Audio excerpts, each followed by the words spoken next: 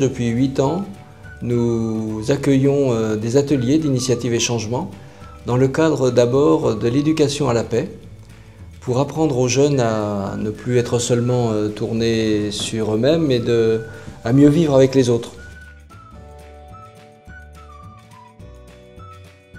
On leur apprend à mieux se connaître, à se respecter, à dépasser des préjugés, la notion de préjugés, de stéréotypes, et puis également à réfléchir sur le juste et l'injuste, en référence aux droits de l'enfant et en référence à leur quotidien. Alors il y a des changements visibles sur le moment déjà, parce que la prise de parole dans le cadre scolaire n'est pas automatique ni habituelle, et surtout elle est la plupart du temps liée à une évaluation.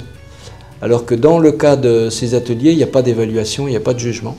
La parole est libre et ils peuvent dire des choses qu'ils n'ont pas l'habitude de dire, et puis eux-mêmes parfois donnent des explications ou des indications sur leur vie personnelle, parfois très profondes.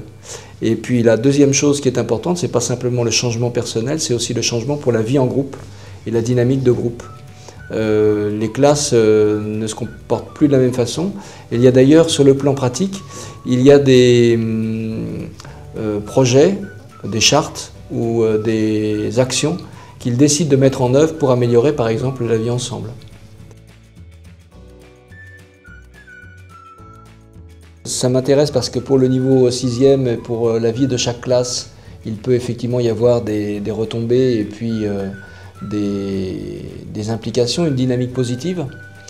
Et puis la deuxième chose, c'est que les enfants apprennent à se développer et à mûrir individuellement. Et enfin, il y a des prises de conscience qui ne se feraient peut-être pas autrement, ou pas de cette façon-là et pas à ce moment-là. Et en lien aussi au programme d'histoire, au programme d'éducation ou d'enseignement moral et civique, il y a toute une démarche qui est engagée et qui peut être menée.